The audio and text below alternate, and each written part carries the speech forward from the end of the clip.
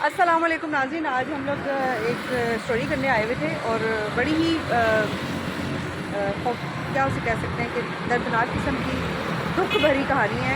एक माँ है जो आप देख सकते हैं कि इस तरह रोड साइड पे जो है ना, वो जो बस स्टैंड होते हैं, वेटिंग एरिया होता है, वहाँ पे बैठी हुई हैं और इनके यहीं पे कपड़े हैं, यहीं पे बिस्तरे हैं और बेटा इनका रिक्शा चलाता है। ये इसने अपना रिक्शा खड़ा किया हुआ है और बेटा जो है वो रिक्शे में सोता है।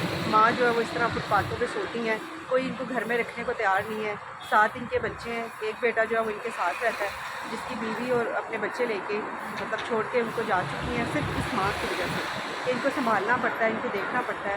और ये माँ जी देखें बिल्कुल ठीक है, सिर्फ इनको केयर की ज़रूरत है, तवज्जो की ज़रूरत है। इनके पाँव पे भी ज़ख़म है और इनके चेहरे पे भी ज़ख़म है, बाल इनके सर के काटे हुए हैं और बहू जो है वो इनको मारती थी, इन पे जुल्म भी करती थी।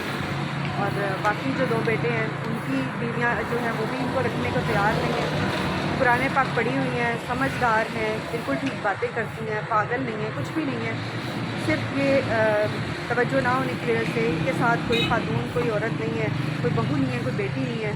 इवन के सगी बेटियां भी हैं, वो भी छोड़ के जो है वो इनको मिलती नहीं है, मिलने नहीं आती हैं कि माँ को संभालना पड़ेगा, देखना पड़ेगा। अफ़सोस का आलम है, दुख का आलम है। इसके ऊपर जितना भी अफसोस किया जाए कम, कि अपनी सगी औलाद जिन्होंने अपने पेट से 9 महीने निकाल के जो है वो पैदा करके दुनिया में पाली पोसी, तो अब उसी औलाद ने इनको जो है सड़क पे बेयारो मददगार छोड़ा हुआ है। बहुत सारी औलादें इस तरह अपने माँ बाप के साथ जो है वो सलूक करती हैं और इनके साथ जो है वो ऐसा रवैया रखती हैं, लेकिन वो नहीं जानते कि वो कितना बड़ा अज़ाब अपने लिए इकट्ठा करते हैं। उनके लिए क्या होगा आखिरत में। बहुत दुख होता है ऐसे माँओं को देख के। माँओं के कदमों के नीचे जन्नत होती है और इस माँ की जो जन्नत है वो, इसकी जो औलाद है वो इस जन्नत से महरूम है, क्योंकि इनको इस तरह छोड़ा हुआ है। न जाने क्यों लोग इस तरह करते हैं, क्यों अपनी माँओं के साथ ऐसे करते हैं। माँ जी, आप अपने बच्चों को क्या कहेंगी जिन्होंने आपको छोड़ दिया, यहाँ पे रह रही हैं, बेटियों को, बेटों को फुटपाथ पे छोड़ा हुआ। हाँ, फुटपाथ पे क्या कहेंगी उनको? आसिफ को कहो ले जा मुझे। बेटा आपका? हाँ, बड़ा। अच्छा, बड़ा उसके घर जा रही वीडियो।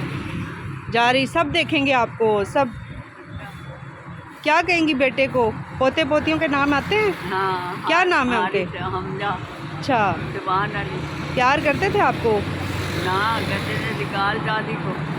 अच्छा, हाँ। माँ ने ऐसे सिखाया होगा? हाँ, दादी को निकाल। तो बहू क्या कहती थी आपको? सगी भांजी करती थी। नहीं, सगी भांजी आपकी? सगी भांजी, बहन की बेटी है बड़ी। आपको संभालती नहीं थी? नहीं। मारती थी आपको? हाँ। खाना देती थी? खाना देती थी। ख्याल नहीं रखती थी? अभी आपको किसने संभाला हुआ है? अहमद अली। अहमद अली ने? बेटा है आपका? अच्छा, लेकिन वो तो रिक्शा चलाता है ना। हाँ, तो आप कैसे, कहाँ रहती हैं? यहाँ पर इधर ही रहती हैं? इधर से उल्टा, कभी उधर, कभी मुल्तान, कभी कहीं, कभी कहीं। मैं जब रूठने जोगी रह गई, घर के खाने जोगी रह गई। मेरा कोई घर नहीं है, मेरे को कोई रजाई मिलता नहीं है। सारी रात काम की रही बेटी। यहाँ पे सर्दी है ना, ये देखें, यहाँ से भी हवा आती है, यहाँ से भी हवा आती है। टूटी देखो, बिस्तरा नहीं है इनके पास, यही कपड़े और चादरें बिछा के इधर यही सोई है। तो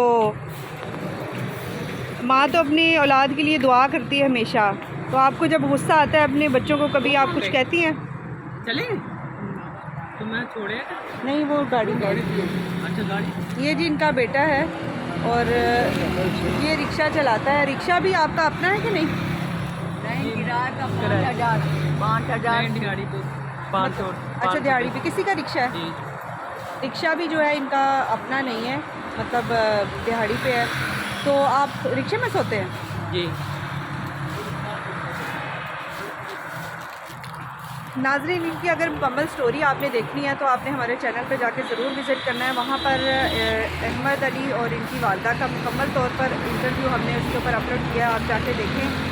इवन के अगर कोई शरीफ और नेक बच्ची जो है वो इनसे निकाह करना चाहे तो वो ज़रूर राब्ता कर सकती हैं, क्योंकि इनकी माँ को एक बेटी मिल जाएगी। आती बड़ी तेरी माँ ढूंढाई है, उनको ले जा आती बड़ी।